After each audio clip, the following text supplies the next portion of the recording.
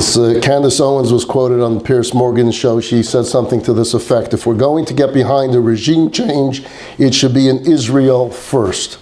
Zionism has brought us nothing but grief in America. Can you name one positive thing Zionists have contributed to America? Okay, this is what she's saying. Now, she can say whatever she wants, but where's the host to counter it by saying, well, there's a lot that Israel has done for America in reverse. Israel's a wonderful ally. It's been a strong ally of the United States. Israel fights terrorism that would otherwise come to the shore. You can go in a lot of places because she's challenging the host. Can you name one positive thing Zionism have contributed to America? He doesn't respond to that, but he closes with this: Candace, it's always good to have your views on our program. I appreciate you coming on. Thank you. Now, in this thing, she's literally, I mean, if someone hosted a white supremacist and they said at the end of it, it was a pleasure having you with your thoughts, I mean, you would wonder about the host too. Like, what are you hosting? And we had this recently as well with Tucker Carlson hosting Nick Fuentes, who literally is pro-Hitler, pro-Stalin. Now again, it's a free country. Anyone can do it. It doesn't belong to any network. It's his own podcast. He can do whatever he wants, host whatever he wants. But if you're a legitimate host, there's a counter to it. You respond, really? Stalin was a good man? So when you're taking an avid anti-Semite, someone who's openly anti-Semite, anti-black, anti-immigrant, just about everything but a white American, and you have it on your show and you host it on your show, and then you defend it by saying, hey, I just let anyone speak. No, you don't, because when someone says something you don't like, you go after them, as a good interviewer would. So when you listen to this, and as some of you may have, it makes your blood pressure rise. I mean, you start feeling it, right? Your pulse quickens, your stomach turns, you get very angry, it bothers you, you do lose some sleep, you lose some quality time at work because this is staying on your mind. And it's going on everywhere. It's like Jonathan Sachs says, anti-Semitism is not a belief, but a virus. And the virus mutates. It keeps going, and it keeps going, and it keeps going, and it keeps going. It's from the left and from the right now, both coming together, so to say, coming from all different extremes, going after Israel and the Jewish people.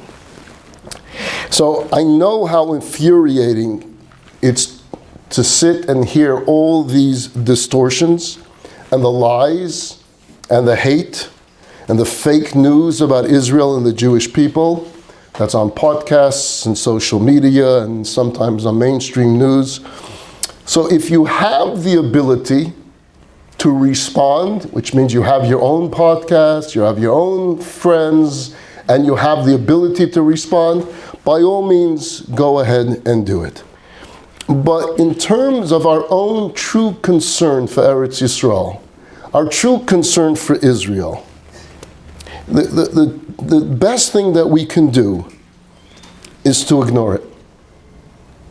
Because if all it's doing is disturbing us and not allowing us to move on, then they're getting what they want. They're getting into our heads, and it's having an effect. There's a new book, I just have it on my desk, I was going to bring it down and show it to you. It's a bestseller book. It's a great book. I strongly recommend it. It's called The Let Them Theory. The Let Them Theory, that's the name of the book. Its author, Mel Robbins, talks about our tendency to want to control what other people think and what other people say. And when we're not able to control what's being said, we get frustrated to the point that we feel stuck. The Let Them Theory says, stop wasting your energy on what you can't control. Just stop. But don't stop there. Now start focusing on what you can control. So think, what can you do and what can't you do? And whatever you can't do, stop being frustrated about it, because it'll just continue mounting. It's not going to stop.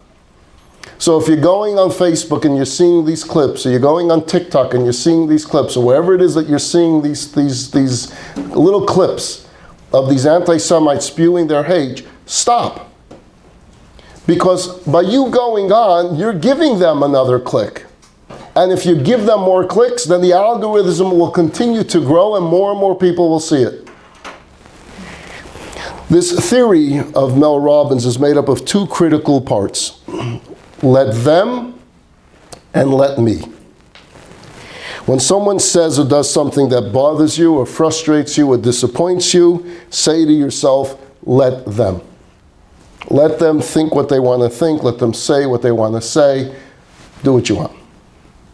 Again, if you're in that media, then obviously respond. But if you're your average person and you don't have that ability to speak to the world, let them do what they're doing. Our hope is that it burns itself out. Our hope is that people like Ben Shapiro will take it on and respond as he's been doing, and other good people will respond, but don't let it destroy you. The let them theory only works if it's followed by let me. Let me focus on myself, on my life, on what I'm supposed to do, who I'm meant to be, the work I need to do. The author writes that when you say let them, you decide not to let other people's words or behaviors bother you. When you say let me, now you're taking responsibility for what you need to do next.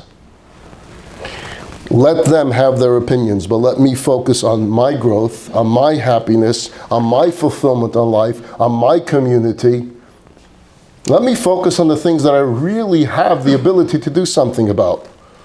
And this is also very much echoed in Judaism. The Code of Jewish Law begins with the following opening statement. One should strengthen themselves like a lion to rise in the service of his creator and should not be ashamed or intimidated by those who would mock him or scoff at him. So it's always been there that we've had the scoffers, we've had the mockers, we've had everyone pointing at us saying that's ridiculous and that's wrong. And we've somehow made it all the way through. Self-esteem, principle number one, especially for a Jew, is let them and let us. Look at Israel, as we've been speaking the last month. Its recent success is fighting on several fronts over the past 2 years. And we've been speaking about this each and every single week. You can't help but marvel at Israel's capacity to practice this theory of let them and let us. Because if they were intimidated by what was being said about them over the past 2 years, nothing would have happened. We wouldn't have gone into Gaza, we wouldn't have gotten our hostages back, nothing would have happened because we would have been intimidated to do anything. The world started demonstrating against Israel. Do you know when? October 8th. October 8th. The reserves weren't even back on their bases yet. October 8th, there were still terrorists in Israel killing Jews. Still terrorists in hiding, killing. We didn't have complete control until October 9th. October 8th in New York, in Times Square, there was a massive demonstration, you would think, to support Israel. No, it was to support Hamas. The demonstration started before Israel amassed an army, before they went into Gaza. They were already doing it. Israel needed to go into the psyche, the mindset of let them and let us. Let's decide what we need to do, whether it's in the cabinet meetings, on the IDF meetings. Let's decide what we need to do to respond and to survive. And we're going to have to turn off the volume on whatever is being said out there. Whether it's being said in the United Nations, whether it's being said in capitals of other countries, wherever it's being said, especially what's being said on social media. They could not be intimidated by what the world had to say. Otherwise, nothing would have happened. There will be many that will condemn, some will applaud, some stay silent, but Israel pressed on. Whether we like it or not, whether the world likes it or not, our destiny is to play a leadership role in the fight against evil and the fight against terrorism. Israel is on the front line of the fight against terrorism. They always have been. And if Israel cows and doesn't respond, the world will find it at their fingertips, at their doors, at their World Trade Centers. And that's the way it's always been. We're either going to stop them at their source or they're going to leak out. And they'll come after country. Great Britain and France and Germany, they're not in good shape right now because this terrorist infiltrated in their society. If Israel is successful in their battle against terrorism, the world is a safer place. For 2,000 years, we have struggled to survive, subjugated by host nations that staged pogroms and expulsions and attempted to annihilate us. You could look at 2,000 years of Jewish history. Yeah, we've had a good spot here for 50 years and maybe a good place over here, but for 2,000 years, everywhere in the world, sometime, at some place, Jews have been facing pogroms and expulsions. And outright anti-Semitism by governments. Today, so although we're still in exile, we are physically free and we are religiously free, more than any other time in our history since the days of the Holy Temple. And yet, we're still often haunted by this inferiority complex of yesteryear, obsessed with what others may think and what others may say. It's still there. Ma yomru hagoyim. What will the nations of the world say? It's true that we need the help and support of friends and allies, which makes it critical to engage in a good PR and lobby campaign that Israel has to have. Israel needs a great PR team, and it needs the strong lobby that it has in this country with AIPAC and in other countries as well. We have to speak out wherever and whenever and however we can. But as far as the hate that we're hearing in social media, we cannot allow them into our heads and give them space in our heads. Let them make noise, let them spew their hate, and let us rise higher and higher. In unity, in love, and in faith, standing by your principles, spreading godliness and goodness and light. That's who we are. That's why we were sent here. That's why there was an Abraham. Let's stay focused on mission. The next Jewish holiday in our calendar is the holiday of Hanukkah. Here's the question I posed. I think it was on Rosh Hashanah, Yom Kippur, I posed this question. I'll ask the question here of the group. How many days is the holiday of Hanukkah? 8. And why do we celebrate 8 days or 8 nights of Hanukkah? Because they found a little jug of oil. The jug of oil was enough oil to last for 1 night, and it lasted for 8. And thus we have the holiday of Hanukkah coming up very soon. We will have jelly donuts for you in that particular class. But if you do the calculation, if the oil was enough to last for 1 night, then that night is not a miracle. Right? That night is natural. The miracle is for 7 nights. For 7 nights, there shouldn't have been enough oil. But for 1 night, there was enough oil. So why do we celebrate it for 8 days? Why not 7 days? The 7 days are the 7 days of the miracle. You get the question? Yeah. Every commentary asks this question. There are so many different answers, but I'd like to focus on one. This is from Rabbi Yisrael Meir Lau, the chief rabbi of Israel. He went on to say that the first miracle number 1 for the first night, was that the Maccabees went searching for the oil in the first place. Because if you think about a war, and a war that you are victorious in, and now you're coming back from the battlefield, what's the first thing that you want to do? You want to go home. You want to see your wife. You want to see your kids. You survived. You survived the war. That was an uphill war. You weren't supposed to win. You were supposed to come back in a body bag. You came back alive. You want to go home. And you want the parade. You want to celebrate the victory. Instead, the Maccabees didn't do that. The war wasn't over for them. Why? They needed to first go back to the Holy Temple and rededicate the temple. So for an entire army to say, no, we're not going home, we're going to go to the Jerusalem, we're going to go to the Temple Mount, we're going to go to the Beit HaMikdash, and we're going to rededicate the temple, and we're going to light the menorah, that in itself was a miracle. And that's what we celebrate. So what we're celebrating on the first night is the fact that the fighters of Israel never lost sight of what the struggle was all about. They knew it wasn't just about national survival, it was about spiritual revival. They knew what the war was about. And that's what I want to focus on. What is this war all about? It's not just about defeating darkness. It's about kindling light. It's about restoring the dignity of freedom that the Jewish people have represented since we were made into a nation by God Almighty. You know, when you're under attack, the first thing you do is to defend yourself. That's what you're focusing on doing. For the past 2 years, the Jewish community has had every reason just to be in this defensive mode. According to statistics, since October 7th, there's been a 200% increase in anti-Semitic incidents in the United States of America. That number is low if you compare it to the anti-Semitic rise in activities that take place in Europe and throughout the world. So in the safest part of the world, here in the United States, a 200% increase in the last 2 years. The demonstrations have globalized the Intifada. You saw it everywhere, in every city, in every college campus.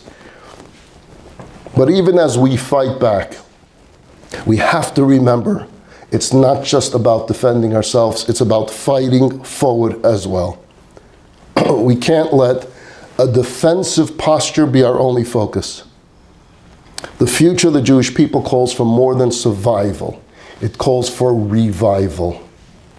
We have to stay focused on what our mission always was. It wasn't just God put a nation here in order to survive. That would be cruel. Just to put us to go through history to see, can we survive another generation, another decade, another Hitler, another Stalin? No. It's can you revival? Can you bring about a revival? Can you bring about change? Can you bring about goodness? Even while going through all this. It means strengthening Jewish identity by promoting the substance behind that identity. The why of being Jewish, not just the what. And we have to nurture Jewish pride. We have to tell our story. We have to explore Jewish wisdom. We have to perpetuate Jewish values. That has to be our focus. At some point, we need to pivot from focusing on what we're fighting against to what we're living for. And I believe that pivot time is now. And that's why these distractors, they're trying to keep us away from our mission. Don't let them. Stay focused. The Lubavitcher Rebbe would often remind us the most powerful response to darkness is to add light. And we add light by increasing acts of goodness, acts of kindness, by strengthening our mitzvot, by adding another mitzvah to our day-to-day lives. That's how we fight darkness.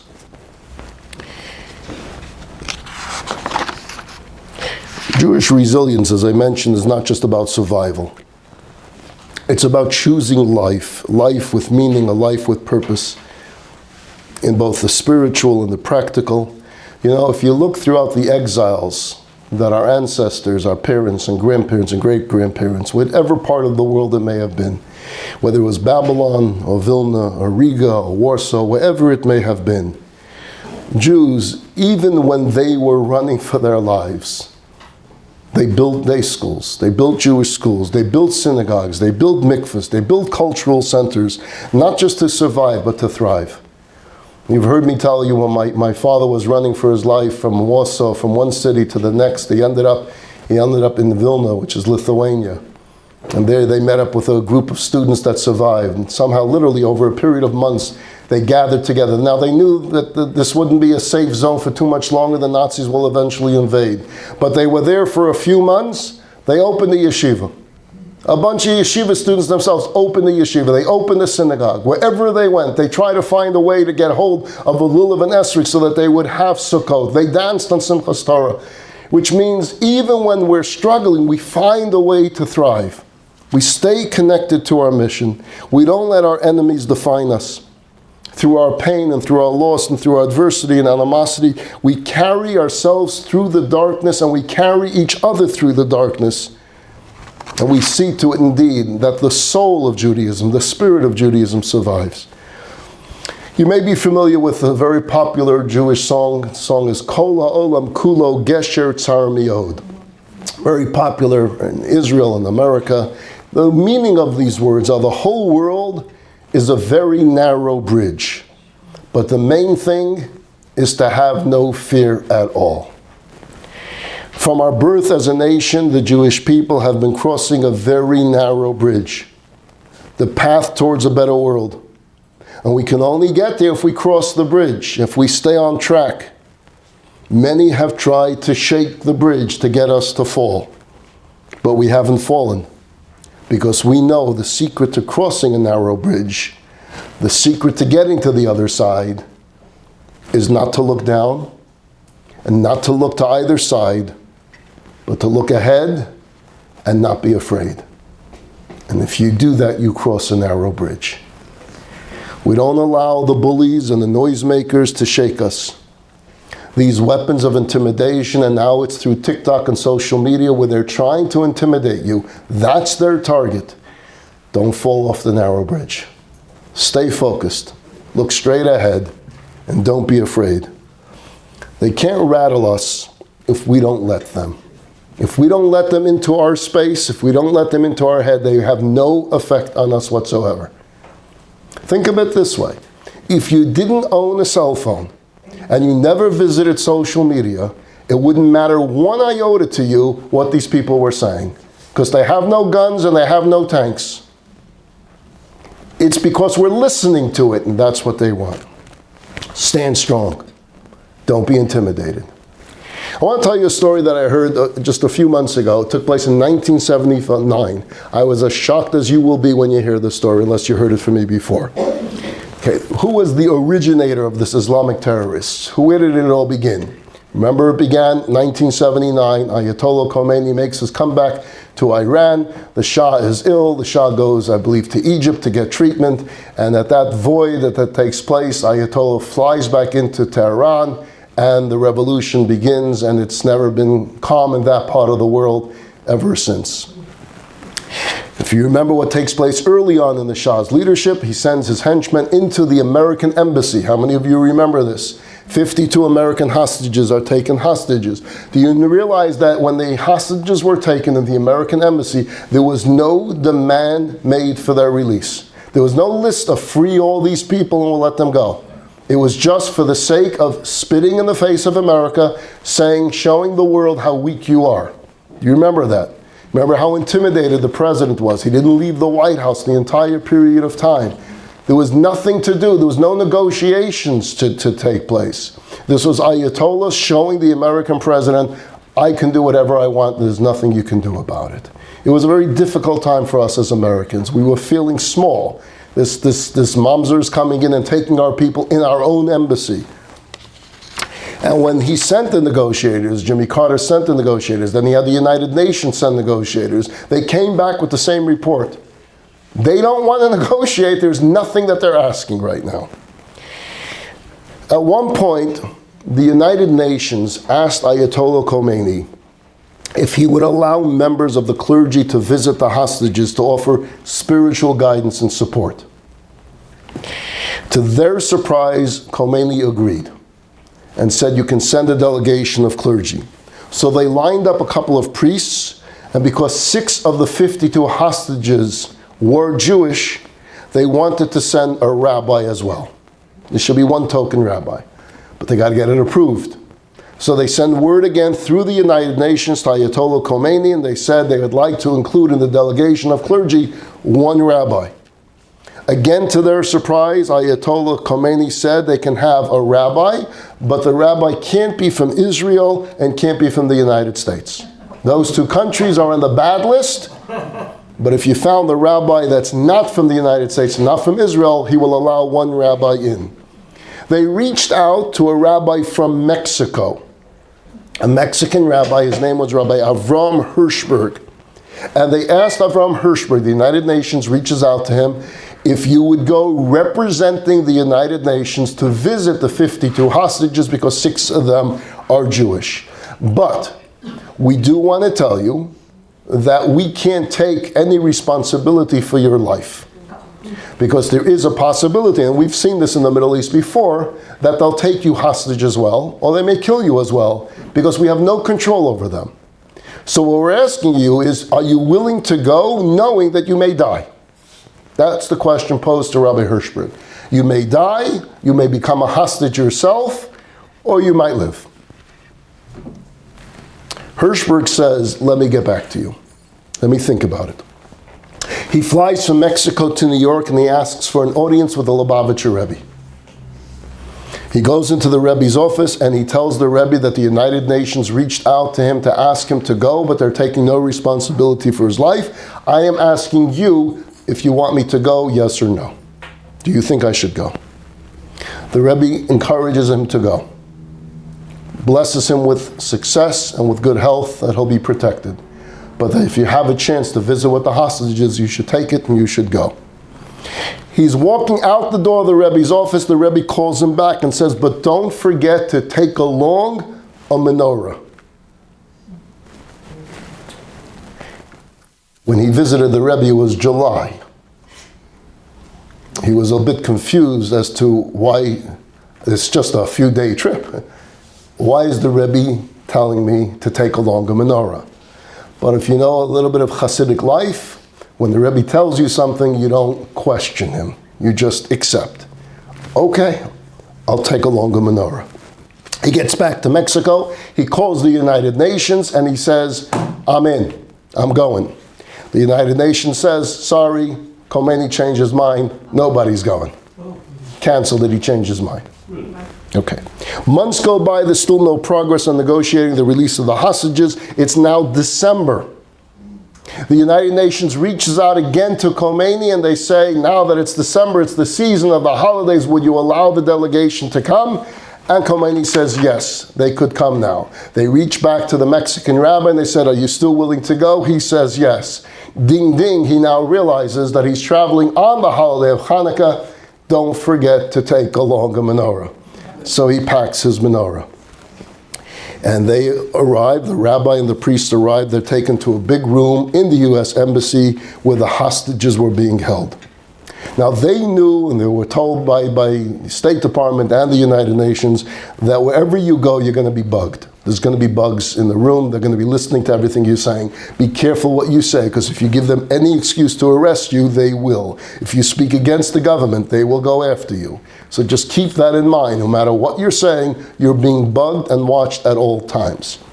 So they come into this room, and the priests are hugging each of the hostages, asking, how are you? But after a few minutes, they're not saying anything because they're afraid to talk. They're afraid to ask anything that may be interpreted as something against the regime. So it's very, very quiet. It's very awkward in the room and it's very uncomfortable. It's an uncomfortable silence after the first 5 minutes of hellos and hugging. But suddenly they hear from the corner of the room the 6 Jewish hostages and Rabbi Hershberg. They're lighting a menorah and they're singing Ma'asor Yeshua. They're having a party. They're lighting a menorah. So the other hostages and the priests come over to the Jewish party and they're there following whatever Hershberg is telling them to do. Let's dance around the menorah. They start dancing around the menorah. And they have a very festive time that night all around this menorah.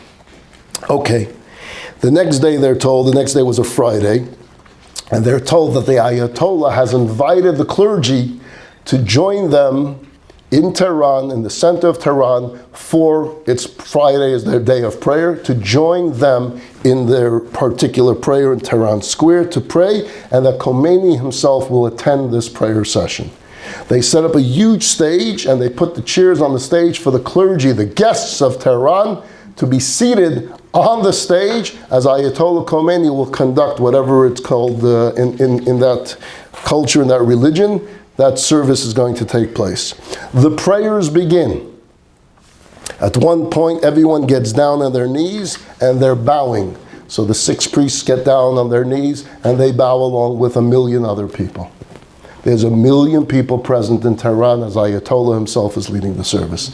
Out of the 1 million people, there's only one person that did not bow. The rabbi from Mexico. He didn't get down on his hands and knees. He just stood straight the whole time.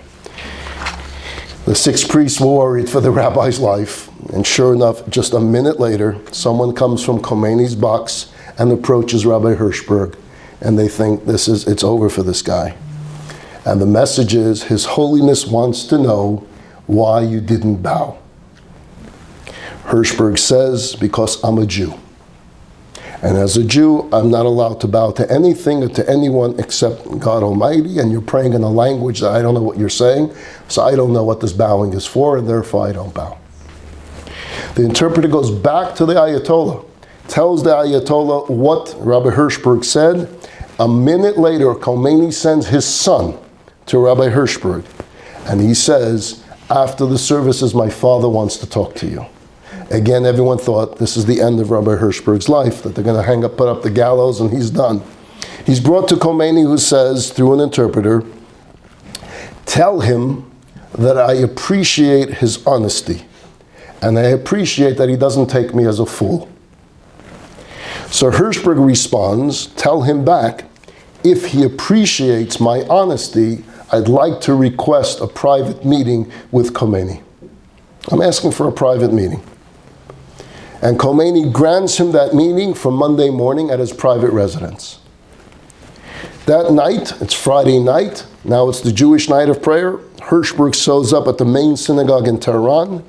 Everyone had heard about the one human being that did not bow, and that it was this rabbi that's visiting from Mexico. Every Jew came out to the synagogue in Tehran to see who this man was that had the courage not to bow. And you couldn't get into the shul, so he went up onto the roof and he spoke to the congregants from the roof. And he tells them, just keep your faith, keep pride in who you are. Monday morning comes, he's brought to the villa and he meets with the Ayatollah. They had their conversation during Rabbi Hershberg asked him to deal kindly with the Jews of Iran. They've been good citizens of Iran all this time. Don't go after them. Let them be.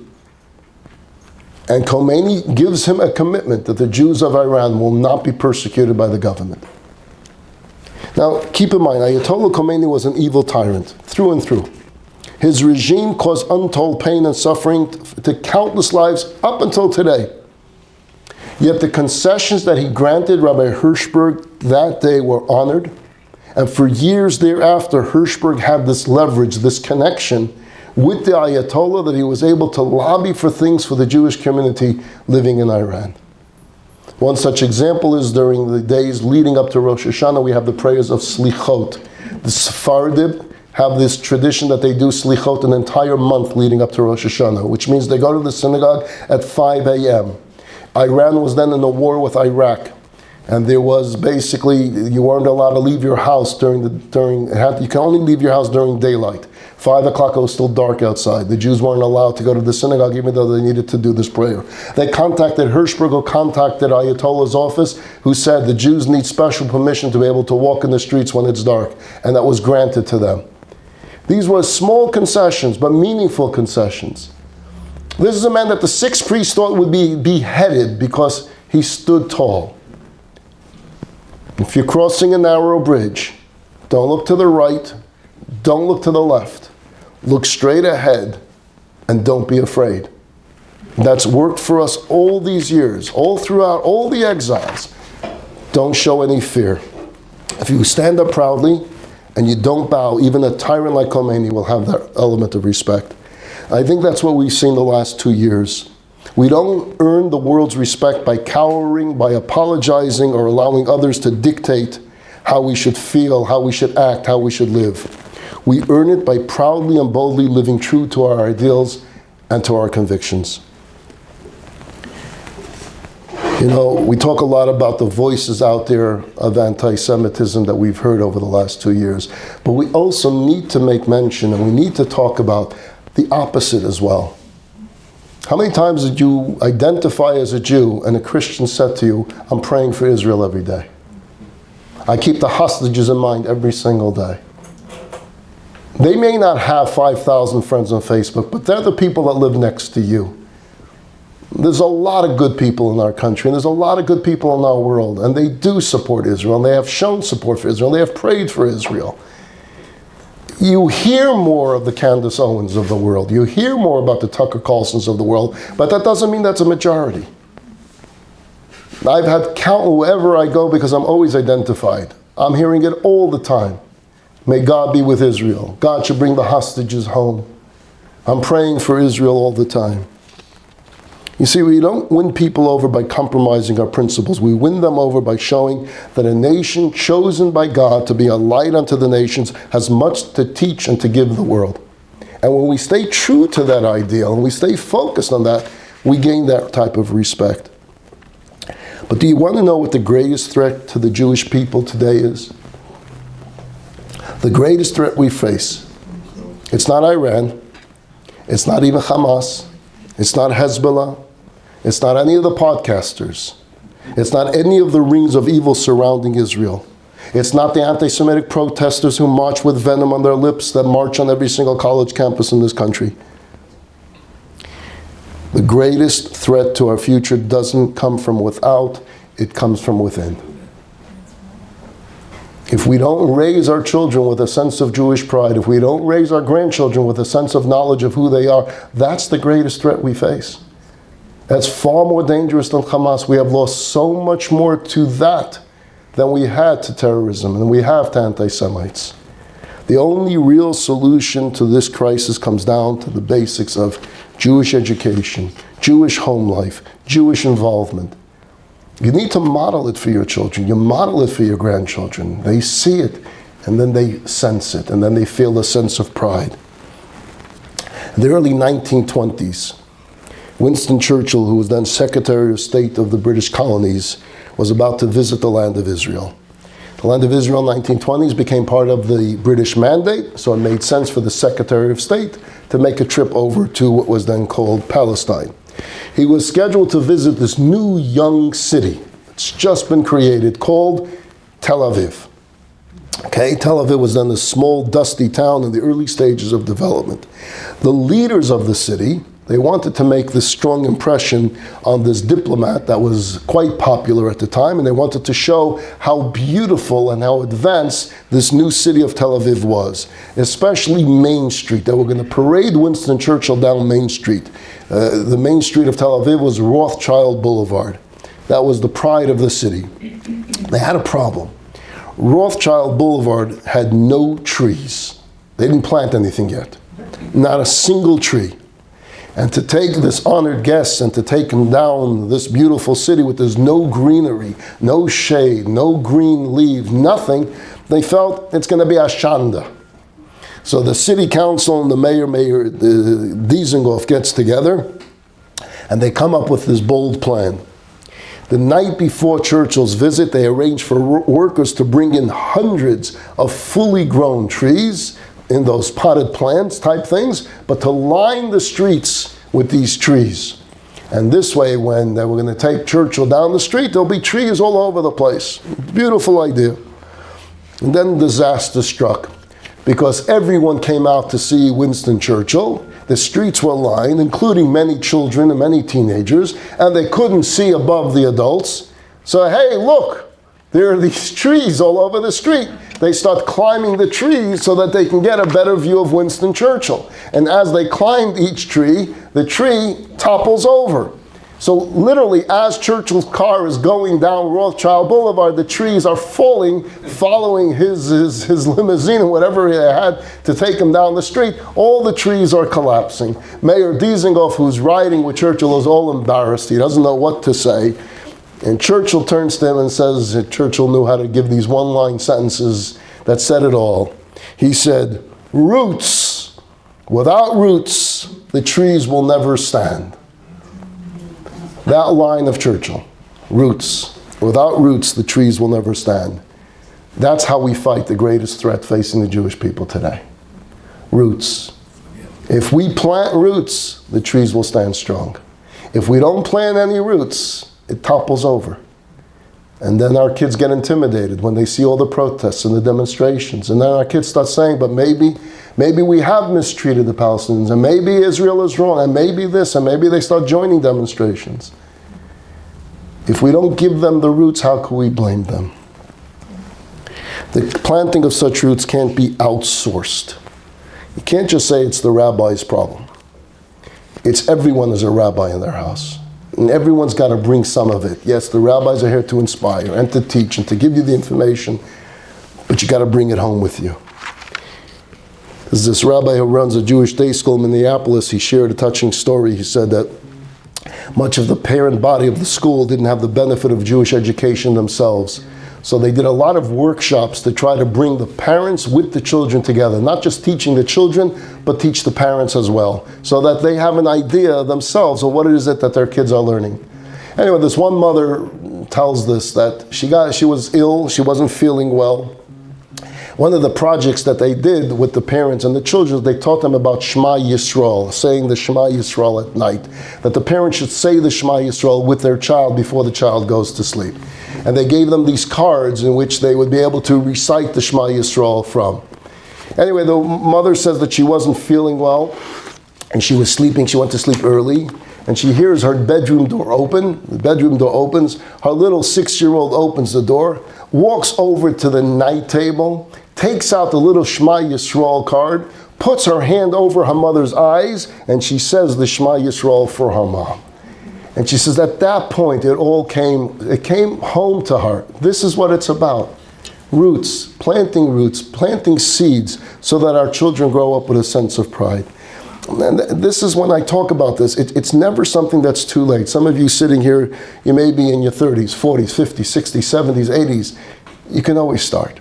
There's no time limit on this. It's always something that you could bring into your house, that you can do something to strengthen your own identity. I was at a retreat this past summer. It was in Washington, D.C.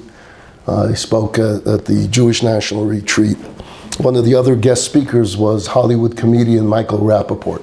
I don't know if you've seen any of his stuff out there. But he said an interesting thing. He said Judaism, he just started getting interested in Judaism the last 2 years. The war in Gaza just kindled something within him. Michael Rappaport now puts on tefillin every single day. Michael Rappaport keeps Shabbos, now keeps kosher. Now, this all started literally just in the last few months. But he said that Judaism is not a spectator sport, it's a participation sport. You go to sports times and you're sitting in the stands and you're watching other people play. Judaism is about you playing, you being on the field. It's not about watching. You don't go to services to watch a performance. You go to services for you to pray. And then he said this, as upsetting as all the anti-Semitism may be, I think it's the most magical time to be Jewish today. It's the most magical time to stand up and be proud of your Judaism. And that's the thought I want to leave you with. This is the most magical time. Don't listen to the podcasters. Listen to yourself, listen to your soul. See what's happening in the Jewish community. There's a reason why Jewish communities are growing by leaps and bounds these days, because something has been kindled. That's where our focus is to find that connection. You come once a week, come twice a week. You come twice a week, come 3 times a week. Bring another Jewish tradition into your life. And you'll see that this is spreading community after community. I just came, as Jeff mentioned, from New York, where we had our annual Chabad Rabbis Convention that keeps growing and growing, and they keep having to find places that can hold now 6,500 people.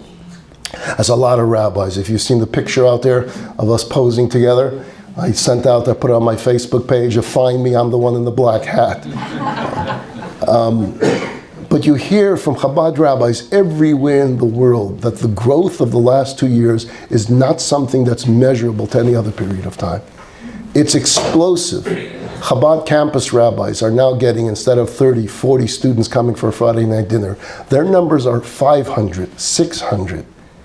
You imagine doing that every Friday night, having 500 college students for a Friday night dinner. Where is this coming from? It's coming from that's the greatest response, and that's the only response. And that's how we defeat anti-Semitism, staying true to ourselves, staying true to our Jewish pride, staying true to our heritage, staying true to our mission. I'll just close with this one appeal to you. If you saw on your desks, and those of you watching out there in Zoom land or Facebook or YouTube, you could listen as well. We're having this match campaign to support all the programs and activities that we're doing here in the community. You have these sheets in front of you. You have the website is chabadkeneo.com/match. For those of you in the social media world that's watching, if you're here, you can simply fill out this card. Any dollar that you give now is going to be matched by generous matchers, so it's $3 to 1. Whatever you donate gets matched, and therefore the cause, the Jewish cause here in the community, benefits 3 times as much. So please take advantage of this window of opportunity by supporting us, supporting the work we do, supporting the classes that's going on here, all the outreach programs. Make a generous contribution, fill out this card. You'll give it to Binyamin or to Menachem after class, or you can bring it to the office, and we'll put it onto our website. Again, for those of you not here that don't have this card in front of you, just visit Chabad, K-N-A-O, with the .com, with the backslash, the word match, M-A-T-C-H. We really appreciate your generosity. Thank you very much. We'll